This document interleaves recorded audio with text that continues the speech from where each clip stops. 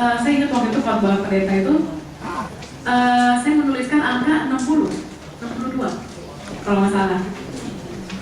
Jadi itu karena waktu itu saya umurnya juga masih belum 30, saya masih 25. Nah itu jadi memang terbukti, ya mungkin karena belum punya gambaran yang terlalu banyak, mau ngapain ya nanti gitu.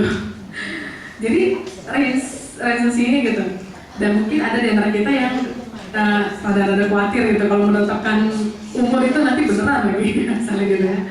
Padahal itu sebenarnya untuk merefleksikan aja. Ini refleksi lagi. Fakta bahwa saya akan mati apakah membuat saya menjalani hidup dengan serius? Ini adalah terkait dengan pertumbuhan tadi ya. Terus menurut Anda sendiri nih, apakah suasana pemakaman membawa suasana depresi? Terus jika saya mengalami penyakit terminal itu sulit disembuhkan, nggak ada obatnya. Jadi tahu obatnya belum ada nih. Saya ingin tahu nggak berapa lama lagi waktu yang saya miliki supaya saya bisa memutuskan bagaimana memanfaatkannya. Karena kan kalau ini ibu mengalami penyakit ini belum ada obatnya. Biasanya kita akan bertanya nggak? Mungkin bertanya ya. Jadi saya punya berapa waktu lagi? Nah, karena adanya kemungkinan saya akan kehilangan orang yang saya kasihi, saya tidak membiarkan banyak orang yang dapat dekat dengan diri saya. Ada juga yang seperti ini. Ada teman saya. Itu kalau kamu makin punya banyak orang yang kamu dekat, kamu kasihi. Jadi jangan terlalu mengasihi deh. Nanti kamu akan sangat kehilangan kalau misalnya dia pergi. Itu ada seorang teman saya mengatakan begitu. Terus saya bilang, wah, nggak seru dong. Kamu jadi nggak merasakan dengan benar-benar bagaimana rasanya cinta, bagaimana rasanya sayang sama orang itu dan menunjukkannya. Iya, nanti kalau misalnya kita begitu banget, sedih banget gitu. Jadi dia ini penghayatan pribadi makanya. Jika saya hidup dengan integritas yang maksudnya dengan kesungguhan, saya tidak akan memiliki penyesalan di akhir hidup saya. Ini kebanyakan seperti ini ya pemikiran kita. Nah, coba kita face dulu, kita menghadapi juga. Ketakutan yang terbesar akan kematian itu mungkin adalah ketakutan akan ketidaktahuan. Karena tidak ada yang tahu dengan persis setelah mati itu seperti apa. Walaupun kita memiliki iman di dalam Tuhan Yesus. Bersyukur sekali punya Tuhan Yesus ya. Kalau mereka yang ini maksudnya gini, ini kita yang sudah paham aja, ini memang naturally kita akan merasa takut itu karena tidak tahu. Saya pernah mengalami kehilangan rasanya dalam berbagai hal seperti pengalaman sekarat.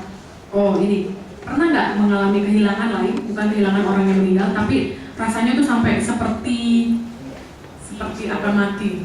Ya ini kadang-kadang kalau orang suka ke pasar ya, aduh stres banget. Ya hilang deh, dalam kata-kata negatif, nanti ya ini seperti kayak orang mau mati. Rasanya sedih sekali gitu. Semoga bukan hanya karena kehilangan HP. HP mah bisa dicari. Misalnya kehilangan pekerjaan, barangkali dia menaruh harapan yang besar dan kelihatannya sudah ada tanda-tanda gejala-gejala, ternyata dia tidak dimasukkan tidak disebutkan dalam calon yang akan naik jabatan misalnya. Lalu bahkan akan masuk dalam calon yang akan digugurkan gitu atau dipecat dan sebagainya. Nah, ada beberapa hal di mana saya tidak merasa benar-benar hidup secara emosional. Jadi udah otomatis kita menjalani hidup. Pagi bangun jam berapa? Terus sikat gigi, mandi, anak-anak ya pergi. Tidak menghayati. Nah, ketika misalnya nih, nanti di sini ada ya. Ketika kita merasa misalnya mereka yang mengetahui dirinya mengalami sakit yang tidak bisa disembuhkan, mungkin setiap hari tuh diciumin anaknya, terus pokoknya mengungkapkan rasa kasih. Jadi benar-benar menghayati kehidupannya gitu. Dan sebagainya. Ketakutan akan kematian orang-orang yang saya kasihi lebih besar dari kematian saya sendiri. Benar nggak nih?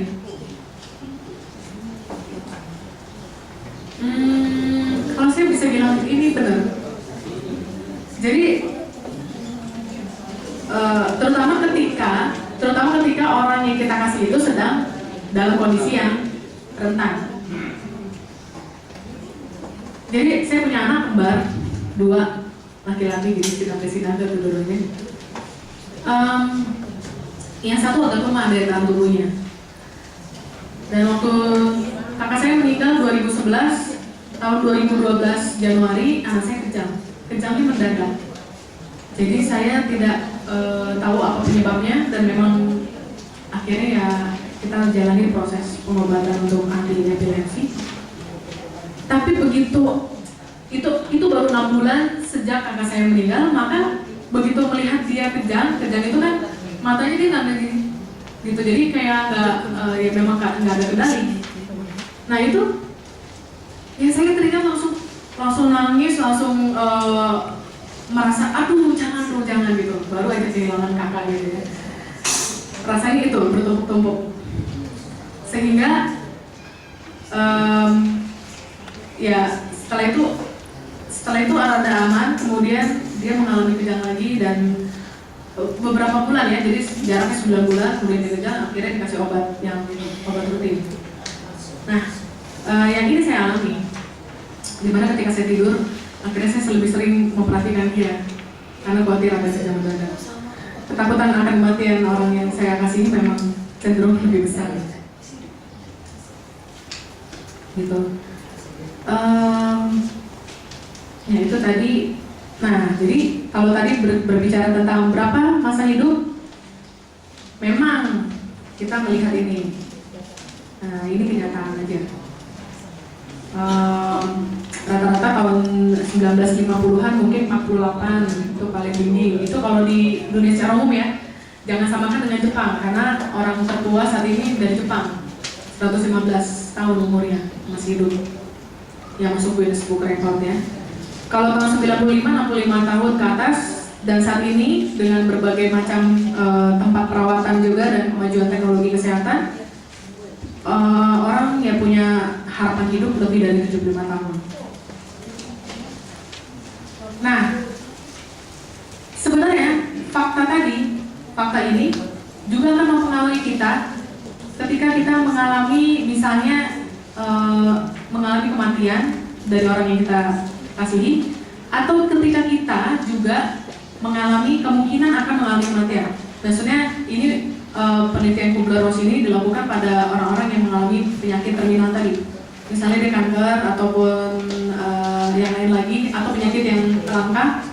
Nah, umumnya ketika kita diberitahu bahwa usia kita mungkin waktu kita tidak lama lagi gitu ya dengan penyakit ini adalah reaksi emosi yang muncul, tahapan-tahapan sampai menerima ketika ya sudah waktunya sudah mendekati dengan kematian, dia mungkin sudah accept, sudah menerima. Pertamanya denial, kok saya kena penyakit ini misalnya, kemudian marah, ini kenapa bisa begini, mungkin ada yang salah dan sebagainya.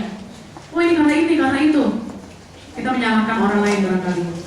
Lalu kita bargaining itu, apa yang bisa saya lakukan untuk memperpanjang rentang usia saya? Saya lakukan deh. Apa? Oke, saya nggak boleh minum, nggak boleh banyak makan gula misalnya gitu ya, atau nggak boleh apapun saya akan lakukan untuk memperpanjang. Nah ini adalah bargaining. Lalu setelah berusaha bargaining, terus kita merasa ngeh lagi. Ya memang sudah disampaikan seperti itu, akhirnya kita cenderung depresi. Nah tapi ada kemungkinan kita bisa sampai setelah kita mengalami depresi itu maksudnya ya sedih, ya oke lah sudah ya nggak bisa diperpanjang lagi, maksudnya memang kemungkinan untuk sembuh kecil, mungkin kita depresi, merasa sedih, bersalah juga, mungkin ada unsur-unsur kesalahan kita dalam memanfaatkan waktu atau memanfaatkan kesehatan sampai akhirnya penerimaan. Tapi ini tiap orang beda, tidak sama pada tiap orang, dipengaruhi oleh budaya dan juga kepribadiannya. Ini adalah hal-hal yang bisa dilakukan untuk mengatasi kondisi berduka cita. Nah, kalau dari aspek psikologis ada pembahasan tentang gender dan juga tentang perkembangan. Wanita dan pria berbeda ekspresinya dalam mengalami kedukaan. Kalau wanita umumnya mengungkapkan perasaannya segera setelah mengalami kehilangan. Kalau pria gimana, bapak-bapak? Cenderung akan segera sigap untuk mengatur segala macam proses melepaskan yang meninggal ini. Kalau wanita akan mencari dukungan sosial, terus sering terlihat dia mengekspresikan rasa sedihnya, menangis, atau mengucapkan, aduh itu kemarin kenapa ya, kenapa ya mami nggak mau gitu ya, ibu saya juga. Karena dia ini loh, baik-baik aja perasaannya, nyanyi gitu, memang dia suka nyanyi ya. Dan jadi lebih terbuka membicarakan perasaan berduka citanya. Dan terus terang memang ibu saya agak lebih mudah, ya beliau segera bisa memulai masuk dengan aktivitas sehari-hari, sementara ayah saya masih sangat masih sangat sedih. Tapi pada waktu hari itunya sih, ya ayah saya kan dokter bedah, jadi dia sendiri yang menentukan formalinnya. Jadi beliau sendiri juga karena memang punya kemungkinan untuk itu, karena saking sedihnya justru ya. Ini nih menggunakan bahasa yang rasional nih. Jadi ayah saya memang karena sedih sekali, dia nggak mau berlama-lama juga. Jadi waktu itu kakak saya menurut ayah saya dikasih formalinnya sedikit. Jadi hari itu juga pagi-pagi kan ditemukan, dan hari itu juga sebisa mungkin sudah itu adalah pemikiran rasional ayah saya. Walaupun keluarga mungkin, nah ini nanti keluarga mungkin akan bertanya atau ya kok cepet banget langsung mau dikubur gitu ya. Ya tentu orang yang berduka cita itu memang memiliki hak sendiri. Maksudnya di dalam hendaknya dibiarkanlah untuk memberikan memutuskan bagaimana mereka mau melepaskan orang yang meninggal ini. Karena kalaupun dilarang ya pasti ayah saya juga akan berontak juga sih. Memang itu adalah ungkapan duka cita dia gitu. Jadi emosi yang sering ditampilkan adalah marah kalau pria ya, takut dan merasa kehilangan kendali. Ini nih, salah satunya ayah saya waktu itu sempat merasa nggak pengen nyetir karena gampang marah, dan begitu kayaknya nggak kuat deh nyetir gitu. Akhirnya ibu saya nyetir. Nah, jadi tapi sering melakukan penyangkalan juga. Ya kalau ini sih mungkin ada nanti dari bapak ibu sekalian yang bisa sharing. Yang jelas cenderung tertutup tentang duka yang dialami, mungkin terutama pada orang lain. Kalau di dalam keluarga sendiri mungkin enggak juga ya. Sebagai bapak misalnya atau yang merasa kehilangan mungkin akan menyampaikan. Nah, anak-anak di sini sering terlupakan. Jadi ini untuk pemahaman juga bagaimana sih anak-anak dari keluarga yang keluarga yang sedang berduka ini perlu kita perhatikan juga. Anak usia 2-4 tahun memang dia belum memahami konsep kematian. Dia berpikir, oke, nanti misalnya ya, opungnya lagi di rumah sakit terus meninggal gitu ya, nanti bisa pulang lagi, nanti juga pulang lagi, atau mungkin nanti saya ketemu lagi gitu. Jadi kematian itu masih belum terlalu final buat dia. Responnya ya mungkin respon yang intensif, kemana sih lu gitu misalnya. Dia mungkin mengalami juga situasi di sekitarnya. Jadi kalau di sekitarnya nangis, yang bagaimana ya dia itu nangis, tapi belum memahami banget gitu.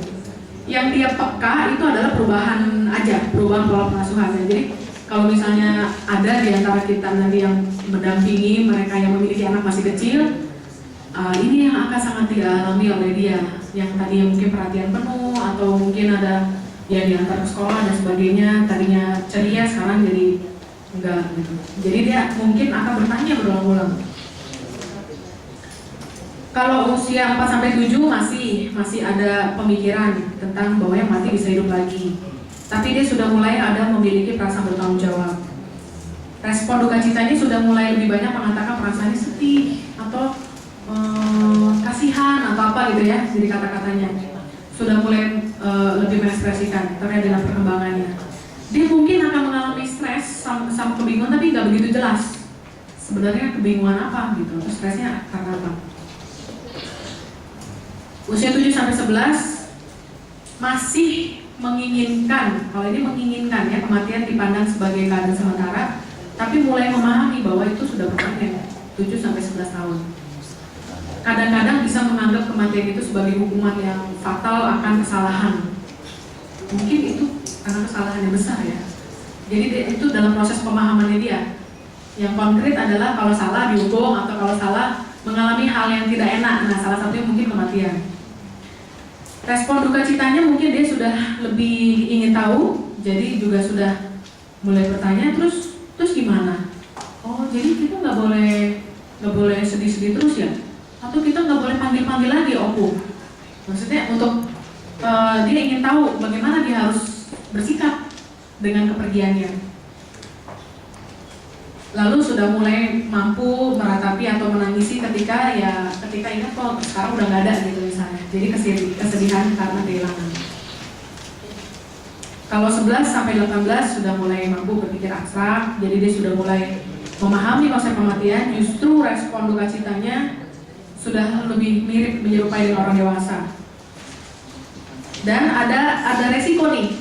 Resiko karena ya dia juga 11-18 itu masa remaja. Memang secara hormonal juga emosinya lagi meluap-luap, jadi bisa juga dia melakukan hal yang beresiko untuk melampiaskan perasaannya. Beresikonya bisa ngebut dan sebagainya, kalau lagi naik motor atau naik sepeda ngebut atau apalah yang macam-macamnya. Jadi untuk anak-anak usia 2-5 tahun ya kita tunjukkan pengertian, terus memberikan dorongan mungkin untuk dia mau menyampaikan sesuatu, tapi maksudnya secara pribadi ya, bukan dalam konteks umum. Lalu yang jelas ya perlu disampaikan bahwa tetap ada orang lain yang akan menjaganya. Misalnya adalah orang tuanya yang meninggal. Kita perlu memberikan rasa aman sama dia bahwa nanti tetap akan ada yang menjaga. Usia 5-9 mungkin kita bantu dia untuk memberi penjelasan untuk menghilangkan ketakutannya.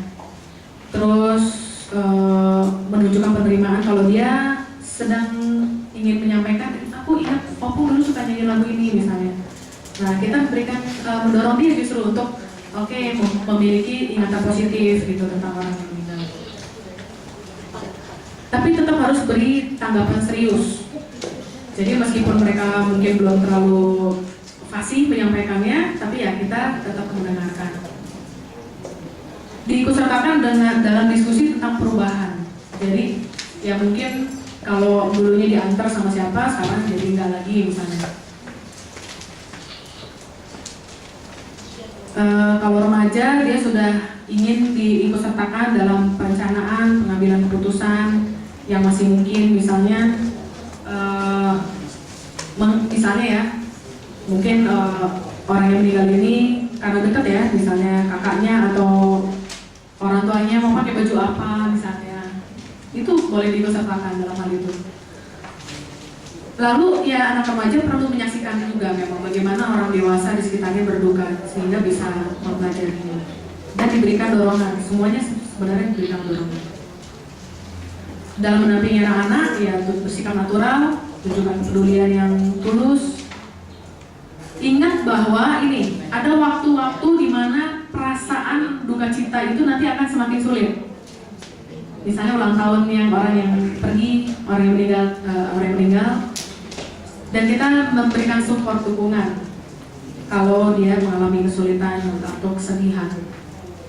Ini mungkin di awal-awal sih Natal, tahun baru itu sangat berat untuk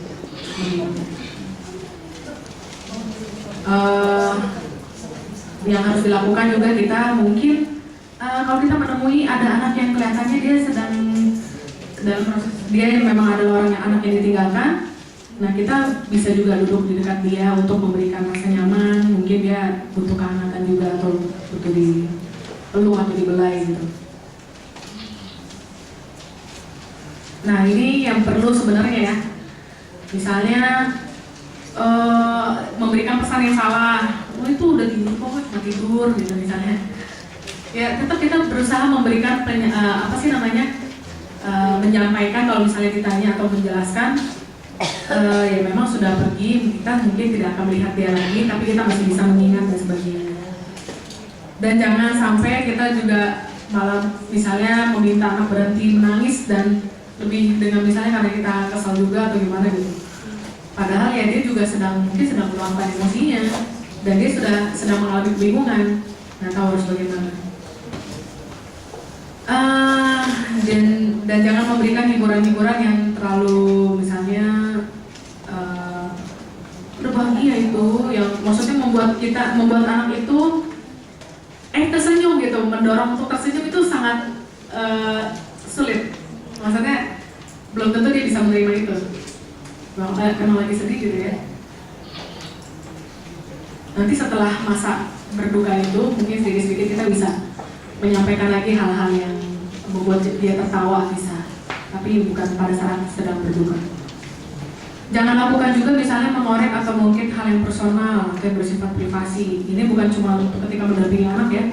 Jadi ya mungkin ada hal-hal yang pribadi yang sebenarnya ya kita nggak perlu mengetahui lebih lanjut lah terkait dengan hubungan dengan orang yang meninggal ini. Atau berulang kali bertanya tentang bagaimana kematian itu bisa terjadi. Ya, kalau dia mau cerita ya cerita, kalau enggak ya sebaiknya, karena pasti banyak yang bertanya itu gitu. Jadi ini 3 hal yang terakhir ya. 3 hal: bantu orang itu untuk mengakui, menyadari, mengalami bahwa orang yang dikasih itu sudah meninggal. Kedua, mendengarkan tanpa memperbaiki ungkapan duka citanya. Misalnya ada kata-kata dia yang ketika itu mungkin dia mengucapkan yang buat kita kok begitu sih ya. Ketika kita memberikan sambutan lagi, jangan memperbaiki. Itu adalah ungkapan dia. Memperbaiki maksudnya gitu loh. Ya apa ya? Kebetulan saya juga. Misalnya nih ya. Aku aja lah yang pergi misalnya gitu ya. Jangan kau masih muda gitu misalnya. Kita nggak perlu memperbaiki. Jangan begitu ama, kau masih ada yang lain misalnya gitu ya. Itu adalah ungkapan duka cita dia. Ya dia memang ingin meratap dan mungkin menyampaikan lah apa sih yang ada dalam pikiran dia. Nah, yang ketiga adalah membantu menumbuhkan harapan. Jadi menumbuhkan harapan itu adalah meyakinkan bahwa kita ini akan mendukung. Terus yang kedua, misalnya harapan bahwa kamu punya, memang kita sudah melakukan hal-hal yang baik dan kita bisa tetap melanjutkan hal yang baik itu. Seperti yang biasa dilakukan adalah gitu. Kita punya kapasitas kelebihan itu, kita punya kelebihan dan kita berikan lagi yang terbaik selama kita masih diberi kesempatan seperti itu. Jadi 3 hal ini aja yang terakhir untuk kita memperhatikan. Kira-kira seperti itu yang bisa saya sampaikan. Ada pertanyaan atau saya serahkan. Terima kasih Ibu, ini Ibu betul-betul bisa menepati waktu. Padahal tadi saya nggak kasih tahu waktunya 1 jam, tapi persis 1 jam diselesaikan oleh Ibu. Saya kira banyak sekali ya pengalaman yang kita dapat hari ini ya. Mungkin banyak hal-hal yang selama ini juga mungkin agak salah juga kita lakukan gitu ya. Ya seperti pertanyaan terus bagaimana uang yang terlalu senang gitu ya. Terus ulang-ulang bertanya. Padahal itu mungkin bisa kita diskusikan. Ada duka yang tidak terselesaikan karena orangnya itu terpendam gitu ya. Ini gimana mengatasinya gitu. Jadi bagaimana kalau menghadapi yang kedukaan pria, bagaimana menghadapi yang wanita, ini juga ditunjukkan tadi oleh Ibu ini. Namun karena sesi kita ini nanti panel, pertanyaan kita catat aja dulu. Nanti waktunya akan ada sesi tanya jawab, nanti kita sampaikan ke Ibu ini.